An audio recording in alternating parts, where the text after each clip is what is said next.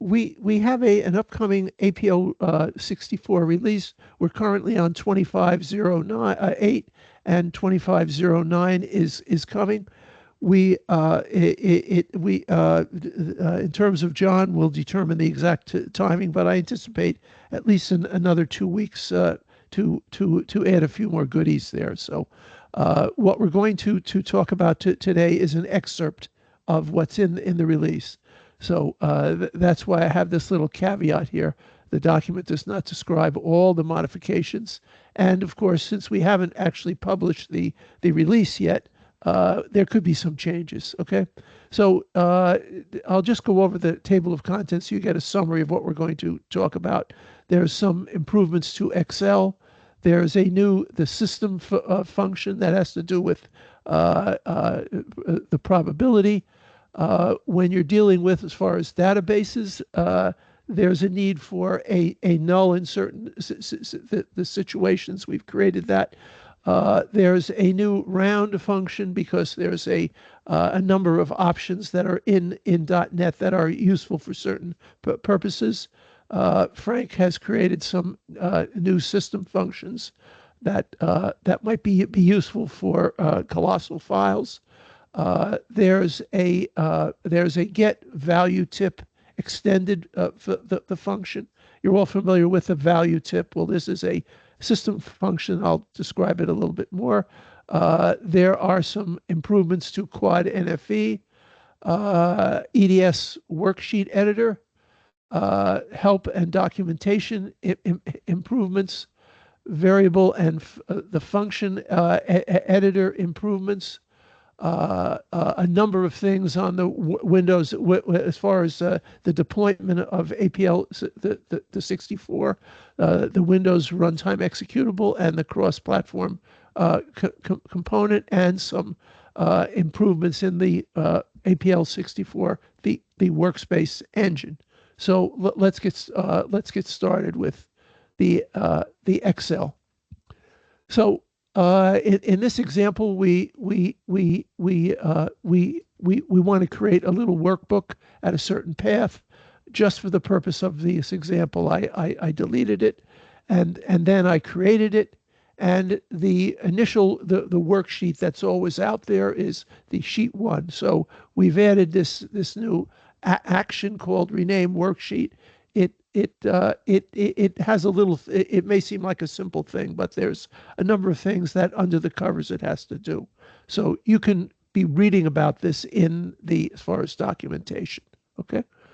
The other one, the other area of improvement in Quad Excel is that assuming you have an Excel workbook, you can create a hyperlink there.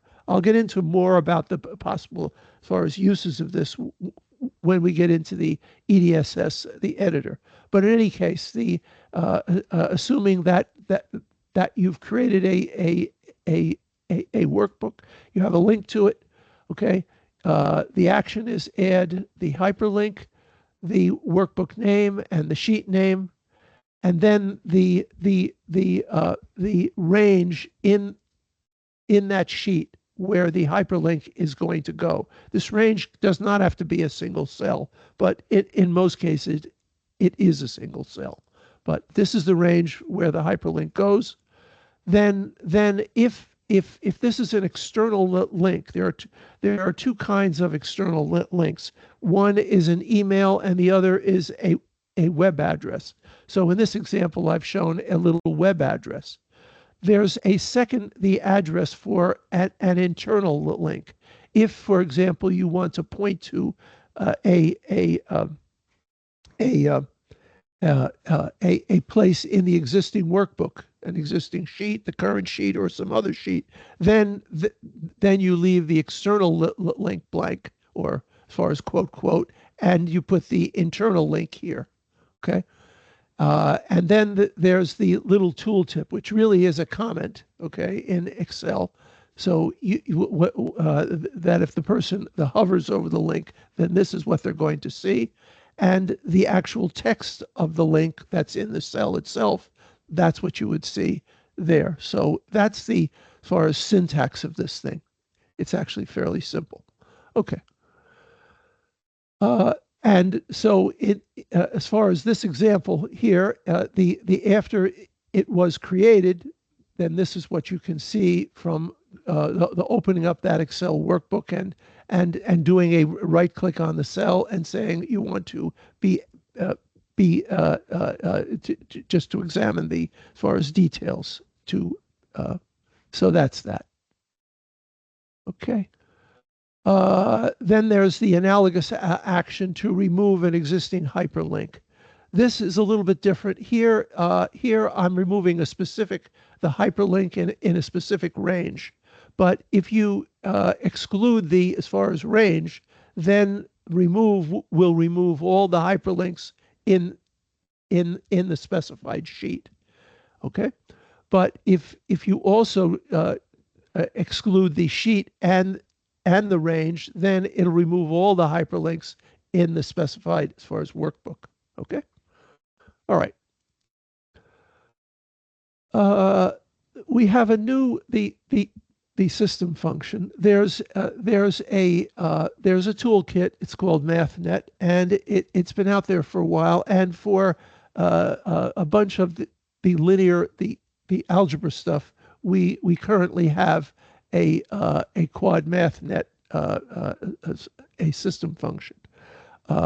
So we decided to add an interface to two components as far as MathNet. One is the pseudo random number generators. They have about 6 or 8 of those, and you can select them. And they have an extensive list of probability as far as distributions that you can also select from. Okay, there are there's an extensive APL-based as far as documentation here that you can use to understand that. So that is what we have. Okay, I'll give an example shortly. Just give you time to be reading all this. Okay. All right. So because of the fact that you might want to have more than one probability distribution available in an application at the same time, this works kind of like quad we. So you create an instance of a probability distribution. So in this case, I'm going to do a create. I start with the system of the object. I'm going to give it a name. I'm going to select the pseudo-random number generator. I'm going to select the pseudo-random the generator seed. There's a number of seeds. Okay, and then I'm going to select the probability distribution. And now, depending on the probability, the distribution that you select, the remaining arguments they are going to vary. Okay, certain distributions require additional the arguments. Okay, so I'm sure that you can in this case get the guess. This is the mean and the ST standard the deviation. Okay, so if some of the work and a lot of the work that I also do, it has to do with a kind of stochastic modeling. So the one of the things that is often used is to create a number of samples. So this is so by specifying the actual distribution here, okay, and then the specifying the number of samples, you can then get those out as a little vector. Okay. All right. There's a few other the actions once you've created a certain probability distribution. So there's one which is properties. This is a small array that has these things, and there are actually a lot more properties, but certain distributions don't have the properties, and so in this case of the normal they aren't shown. But I'm sure that you'll be able to experiment with this and be understanding that. There are also just a bunch of the of the other actions too. So in order to find out more, you should go there. Okay. It isn't published yet, but it's going to be. All right. Let's talk about as far as DBNull. Okay. So there are Quad SQL, SQLite, SQLMY, and SQLDB2. Hold on a second here. Very dry. Each of those the system functions has a DBNull property, so you can get an instance of as far as DBNull. And if you want to know just what the DBNull actually contains, you can actually see it here. It's a little array of a certain string. Okay, and of course this is just for purposes of display in Apl64. The actual DBNull that's passed into as far as a database is the actual DBNull that database requires. Okay, so let's go into the various usages here. So in this particular case, I've gone in and created an instance of a quad the SQL the instance, specified a connection string. It's installed on this workstation on line 1. And then we perform the open, and then we do a select of all the current records. This is this simple database. It has 4, it has 1, 2, 3. Yes, it has 4 fields. Okay, 4 columns. Okay, but suppose that you want to add an additional record. Okay, so we'll get an instance as far as DBNull. And then we will perform the insert query. We'll specify the actual table. We will say that we want to insert all fields, okay? But for this, as far as record, the last 2 fields we don't have. So you can see the actual syntax here. So it's the index field, then the name, and then the other 2 fields, which are some kind of a date and some kind of a number. So because we don't have those, we can insert as far as DBNull there. Okay, and then just to prove that works, we can go out and get all as far as records again, and you can see that the record was added, and because the value was null, it's going to display as far as DBNull there. And if so that you'll be able to easily search for that or determine that, as you can see here. Okay. All right. So as far as DBNull, that's the way that works. The round the system function. There's a number of as far as rounding options here.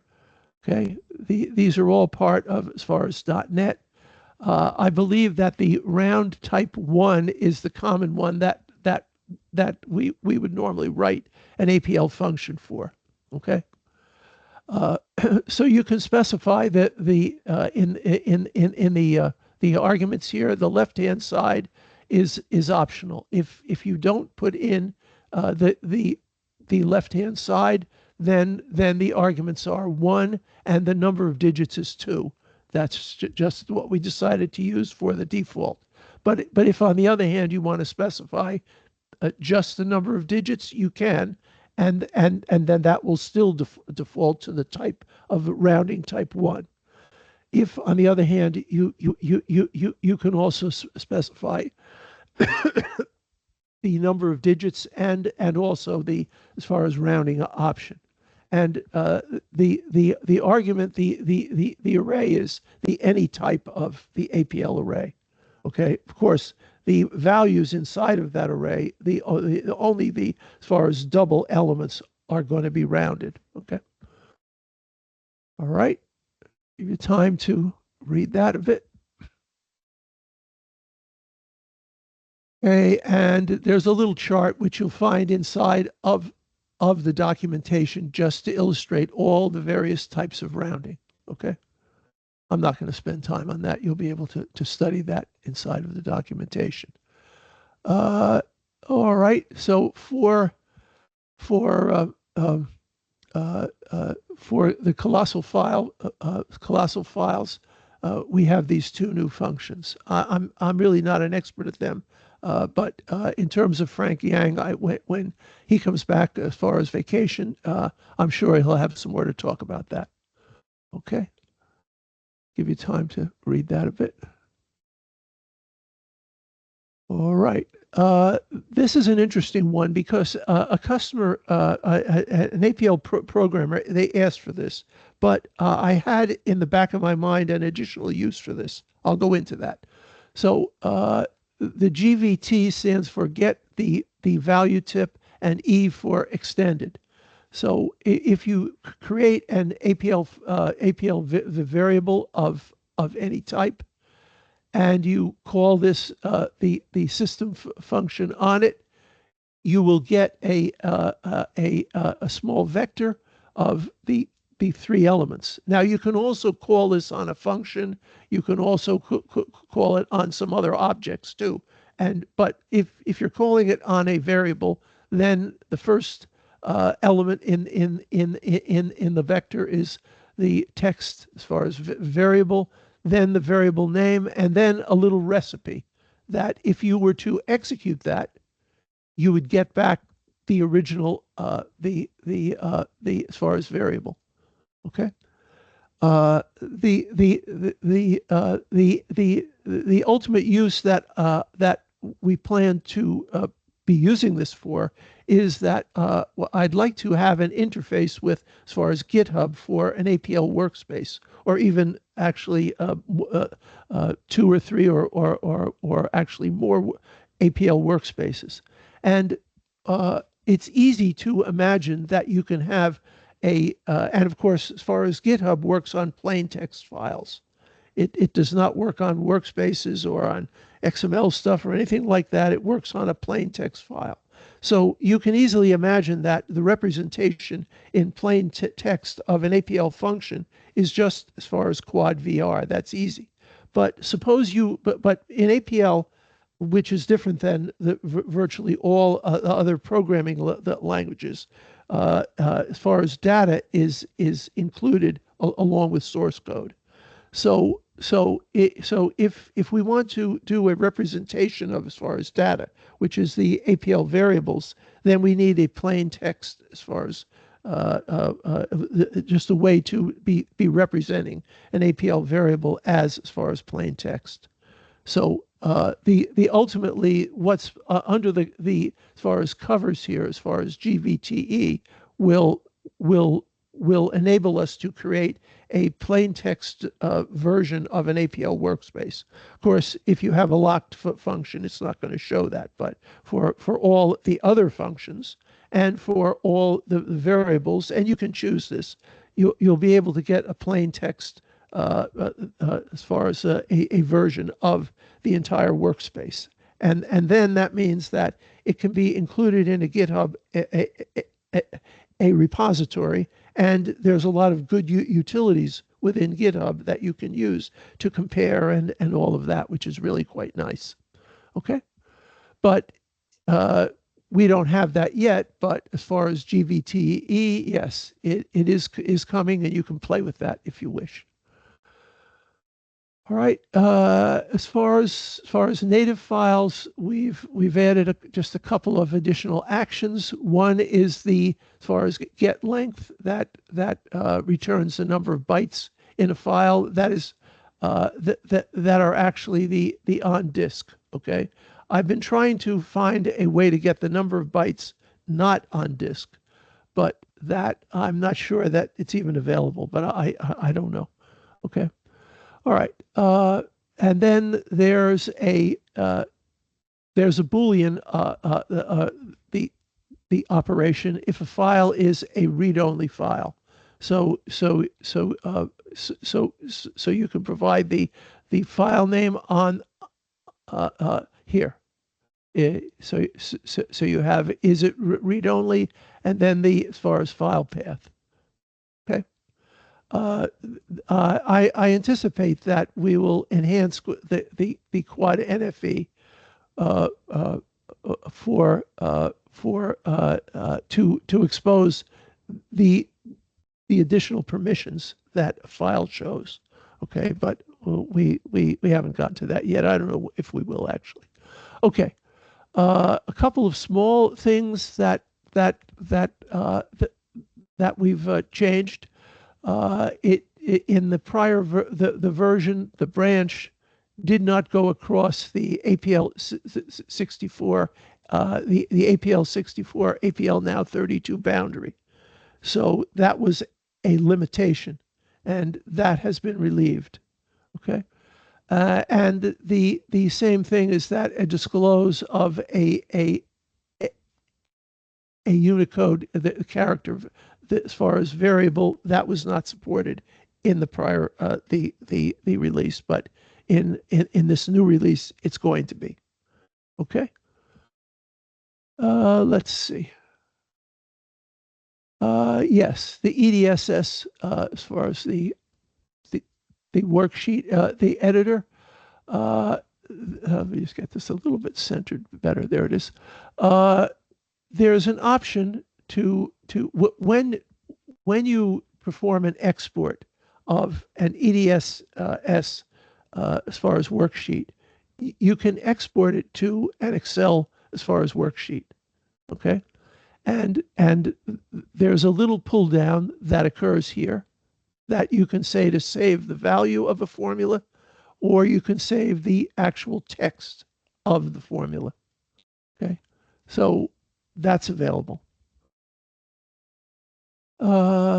Yes. Okay. So the other thing is that if you have an Excel as far as workbook, and inside the as far as workbook there's one or more as far as worksheets, and you decide to import one or more of those as far as worksheets to an EDSS editor, if the worksheets contain a links, then they're going to be preserved.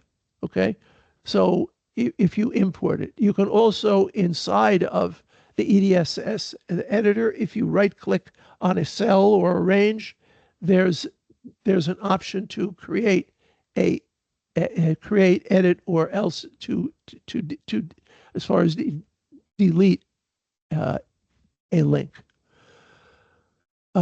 You can also, if you have in EDSS a worksheet that has a worksheet that has a link, it'll be exported. Of course, if you export the values of an EDSS as far as worksheet to an APL variable, the APL doesn't understand all the hyperlink as far as metadata, so it's just going to put in the text. All right. Okay. So yes. So if you're not familiar with this, if you were to right click in an EDSS editor on a cell, and if you selected the range explorer, you could go in and as far as drill down in this little tree here to the hyperlink setting, and you can perform the editing, creation, or else as far as the deletion of a link. Okay. Help. Okay, so in the developer version of the Apl64, if you use the help utility, there is a list that is maintained throughout the current session of the pieces of user documentation that you have currently accessed. Okay, so the problem that I think that we are one of the users discovered was that this was not correctly formatted. So it's now correctly formatted.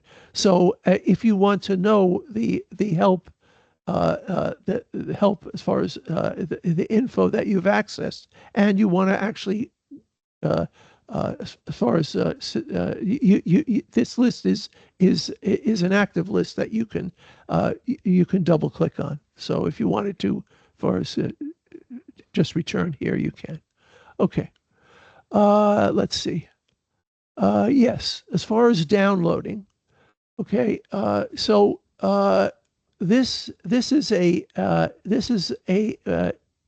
GUI screen that when you download, it's going to show up, and it's going to point to as far as the folder that you've said you want to save the downloaded, as far as the actual documentation to, and so it'll tell you the ones that are already there, and then if you select as far as download, as they are actually downloaded, these will slowly fill in.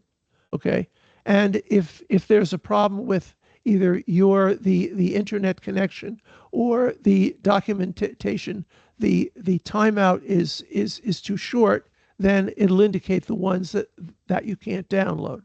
And so instead of having to start all over again, you can open up this dialog. You'll see that some exist. You can increase this or check your internet connection or whatever you have to do, and you can continue to download the ones that haven't downloaded. Okay. All right. So let's see. Oh yes.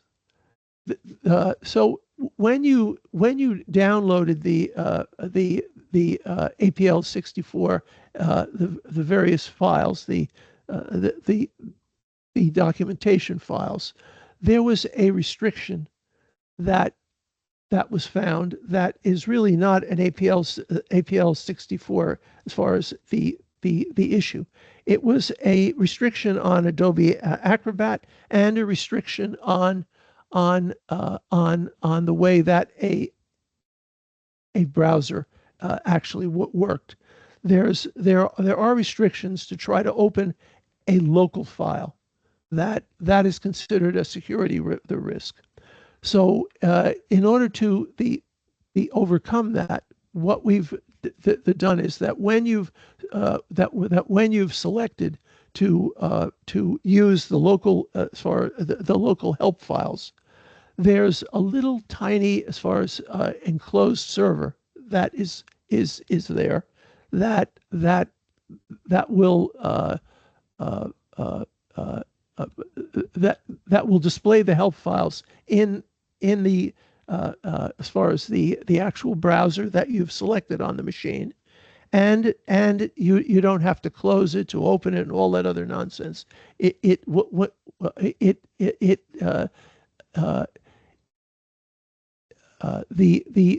actual display of the page is now more accurate. Okay, it comes up. The only restriction is that Adobe Acrobat still has this bug that says if it's a local the documentation file, then you have to close it before you open it again to get the right page. So the recommendation is that if you're using the local help files, you should use the current as far as browser that you've selected. Okay. Here, the other as far as change is that that when the system starts up, each time we are going to check for the system highlights. This is the way that we can send you a push notification if there's any important stuff that we want you to know about. we've changed that so it now there is absolutely no delay at as far as startup. Okay, so that's good. Let's see. Okay, function and variable, the editors. There are two options that we've added. One is in the objects menu, editors pane format, and if this option is selected, then and all the editors are, as far as floating, then the space that's taken up by the editors pane is going to be minimized. That's the first option, and if you want to use that, there's a little checkbox that you can check. Okay, and then there's a second option, which if you decide to, as far as to select this, when you use Control Tab to select an editor or the history pane, that pane is going to be maximized. Okay. And the same is true if you open up a brand new editor and it is docked, then the same thing, that the editor pane is going to be maximized. Okay. Just a small thing here. There's a little detail here that shows that there's more here. If you have a collapsed region. Here we also found that some people experienced an increase in the workspace size, and we decided that even though this is probably what we had was the correct procedure, there were some things that the customers were doing which created this increase in the size of the as far as workspace. So the quad DEF and the FX will now dispose of any function editing the history when you define a function. It's really when you're doing a redefine. Okay. That's good. Find the replace dialog. We changed the tab or the order so that when the focus is in the text to find field and you click the tab key, it will move to the replace text field. Okay, that's just a convenience item. We also found that in certain circumstances, if you use the scroll wheel on the mouse, or you scroll the editors, they find that the replace the dialog was obscuring too much. So although the text in the editor will scroll, the replace the dialog is not going to scale. You don't really need it to scale. So that's what that does is preserve a lot more of the editing space. Okay. We found in certain circumstances that when you click the replace key, because of the way it was constructed, it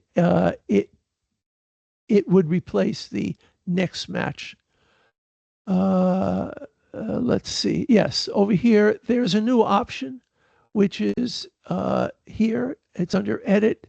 Use the legacy find match enter key action, so that if the focus is in the find or replace dialog and you click enter and this option is selected, it'll go to the next match. If you don't select this, then the enter key does as far as nothing if the focus is in the find replace dialog. Okay. Yeah, here's another option that if there is an existing selection and you open up the find replace dialog, then there's a little scope setting in the find replace dialog it's going to be set to selection. That's the analog of the APL+Win, I believe.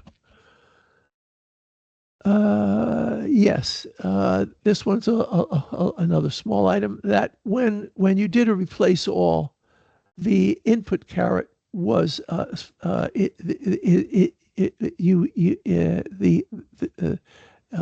it's written here. Hard for me to say. Okay. Let's see what else. Okay. Yes. The WRE. Okay. There's a new the output type. Okay. So the one that the output type that we had from the very beginning was a single file, including the .NET runtime and everything. So you get a file. Yes, it's a bit larger, but it includes everything. You can just copy it and start running. Okay, that's still there. Then we added an option, I think in the last release, which was that we would create a folder of the files that were essential for the Apl64 deployment on as far as Windows, but it did not include the .NET the runtime, and we created that for people who create their own installer. Okay, but we've added this one here, which is that it will create an exe, but without the .NET runtime. So these last two options, if you use them, then you need to assure that the user, the end user of your app, has the appropriate the .NET the runtime installed. And I believe that if they try to run this single exe and they haven't done that, then a prompt is going to show. Okay, and they can download it and install it. All right. Okay. Yes. When you create a CPC across the platform component, or you create a Windows a file, at the end of the create process, a little message box is going to come up, just a little convenience item, so you can check the as far as log file. All right.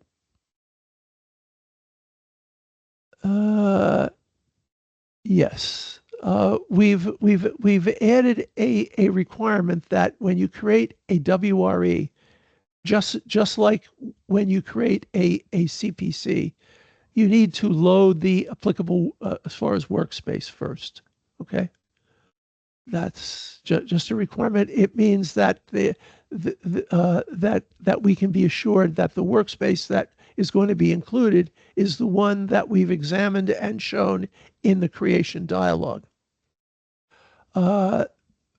There's a system function which enables you to create a WRE without using the special dialog.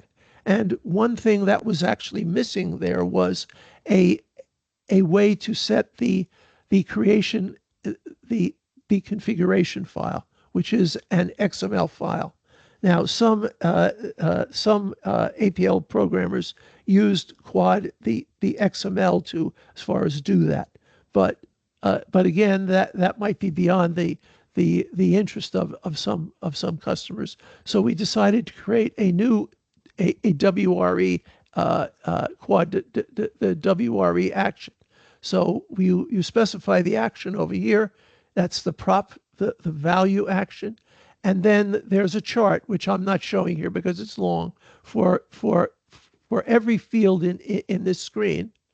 Every field in this screen here, there's a specified as far as a prop value that you can set. So you can do a get, you can do a set, and that's the whole story. Okay, so what this means is that now using the quad WRE, if you want to, under program control, you can create one. Okay. All right, good. let's see over here. Yes. Okay. So, and we also created the analog of that for a CPC. It's the same kind of thing. So you should now be able to create a CPC, the under program control entirely. All right. Yes.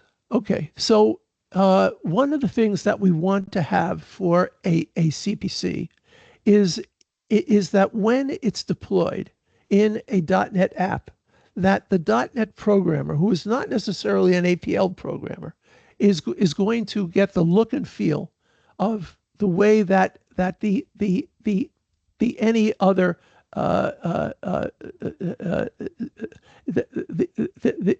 so that it'll be the same as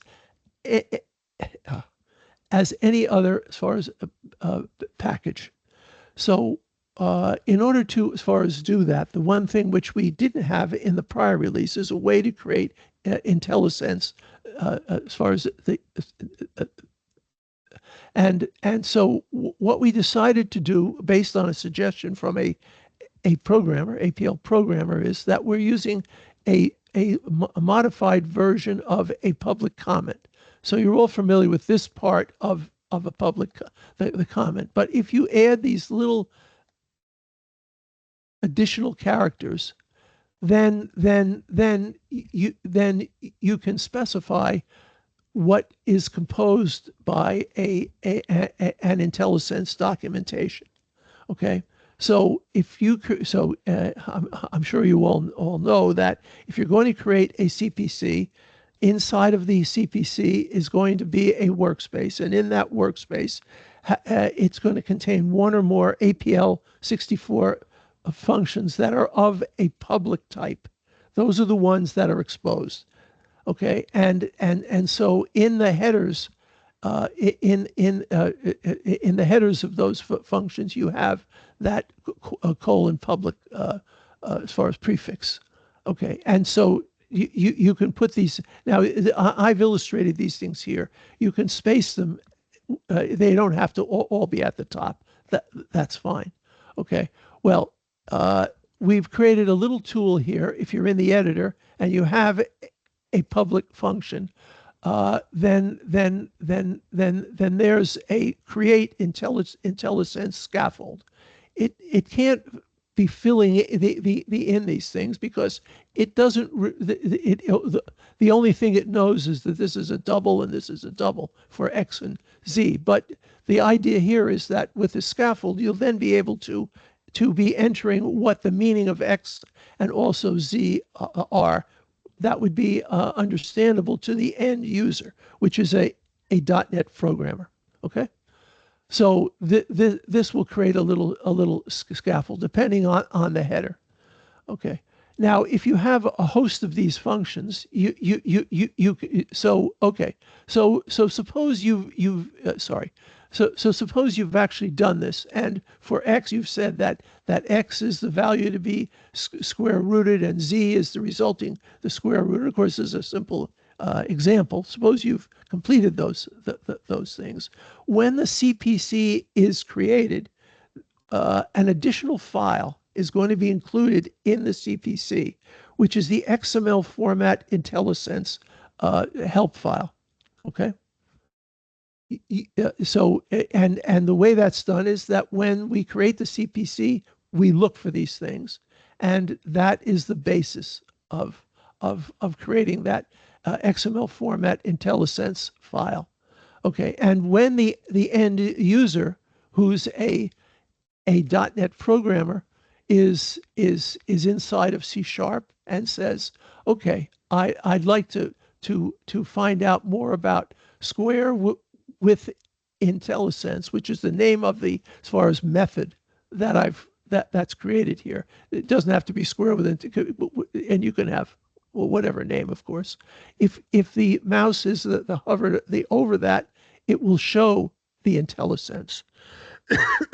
It will also show when you use what's in Visual Studio, the Solution Explorer. There, you can also see it there. Okay. So if if on the other hand you don't want to do this creation of this little scaffold and complete it inside of the function editor, you can also use the CPC Enhancements, the scaffold system function. Okay, so if you define a function, or we have a function defined in the workspace, the workspace, you can pass to this new the system function the header, okay, and it will create a scaffold, and then you can edit that scaffold either under program control or in the Apl64 the variable editor. You can edit it, and you can use the CPCIS to replace it here. So when you use the replace action of the CPCIS, you need to pass the canonical, the representation of the function and the scaffold, and then you define it, and then you can see that the scaffold is then in there. So that's another way to create IntelliSense for a public function in a CPC. All right. Okay, and then there's a new. This actually isn't new. We just didn't previously document it, but there's a CSR, the system function. You'll see I used it here on line 2. Okay, so this is just to explain it. Okay. So if you have a workspace and under program control, you want to check out what the public functions are, or examine the headers, it is possible to use the CSR, the system function. Okay.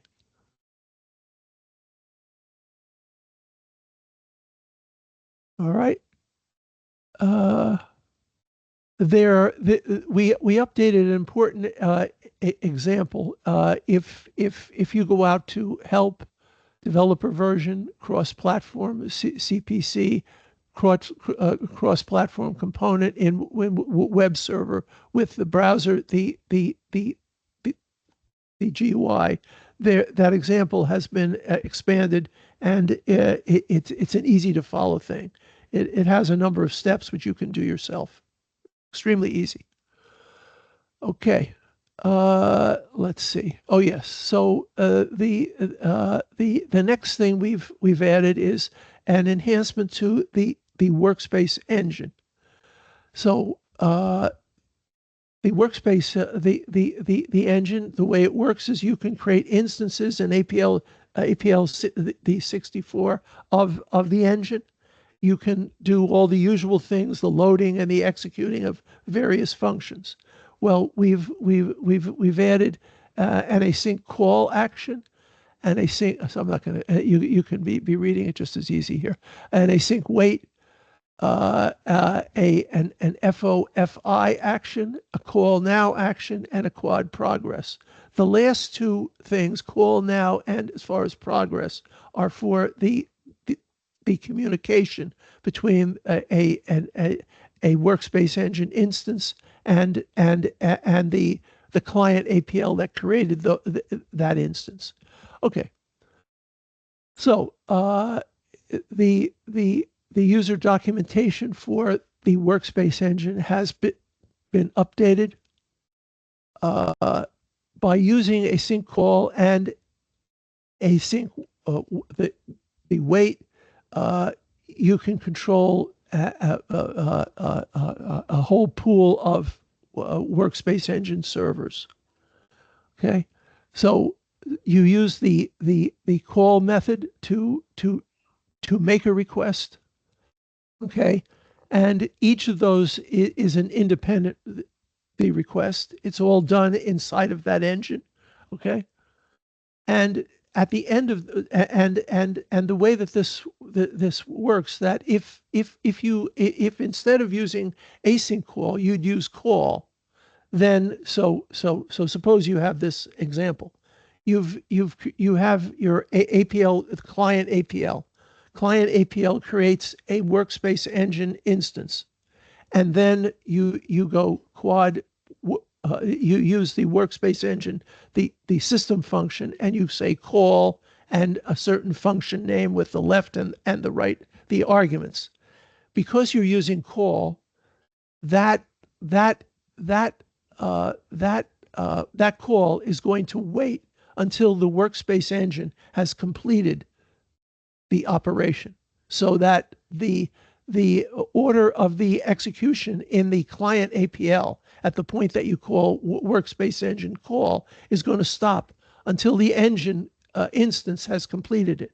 On the other hand, if you use async call, then the order of the execution in the client APL is not going to stop. Okay, it is not going to stop. It's going to continue on. And ultimately, when that workspace engine instance has completed the running of that function, okay, then an event is going to fire in the client APL. And if the client APL has subscribed to that event and provided the appropriate event handler, then the argument to that event handler is going to contain the results of the running of that function in the workspace engine, the instance. And then the client APL can do whatever it wants with that the info. So you can imagine that in a loop, if you had, let's say, 100 of these, 100 or 1,000 or whatever of these requests that you wanted to make to a pool of the workspace engine servers, then within that loop you'd be calling async call a whole bunch of times. But of course, if you had, let's say, a large number of calls, let's say 100 or 10,000 calls, obviously, because of the limitations of your machine based upon the memory, you're not going to be able to create 1,000 or more, or even 10, depending on your machine, instances of the APL server. So in that case, you need to use AsyncWait, which will enable you to I'll get on to that, which will enable the calling environment, the client APL, to wait until the server becomes available. Okay. All right. So the idea here is that if you have a circumstance in your app in which you have the operation which needs to be done a large number of times on a bunch of records, and the processing for that for each record is a significant amount of time, instead of doing that in a linearly organized the operation, you can do it in an asynchronous way. Okay. All right. And I should also mention that when that event fires, that tells the client APL that a particular workspace engine has completed. The completion does not mean success. Necessarily, the operation could have been canceled. It could have been completed, and it didn't have a result. That's a success, because that event type occurs when the function that is run in the engine does not have a result, which is often common. But the other successful one is complete. That has a result, and that's because the function that's run in that engine instance, it has a result. And of course, the other event types are error. If that function, if it had an error, it'll report back, and that can be handled by the client, the APL, in whatever way it wants. Okay. and the other one is that if the workspace engine said, I want to send back the info back to the client APL, then that workspace engine will have used quad progress, and that info is going to come back. Okay. Now that's for like if you want to say, if the operation that's being performed in a workspace engine instance is an extensive one, you might want to have a little feedback while it's that large amount of work is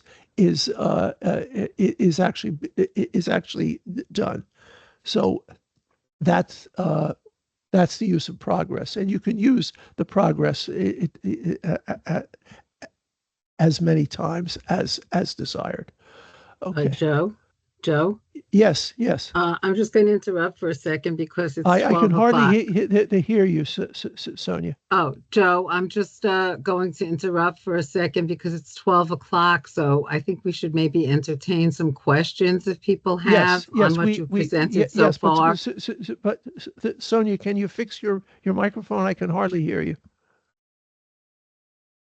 Hello? My headset. Yeah. Okay. All right. So yeah. All right. So yes, we're on the last bit here, and we have time for far as questions. Don't worry. So if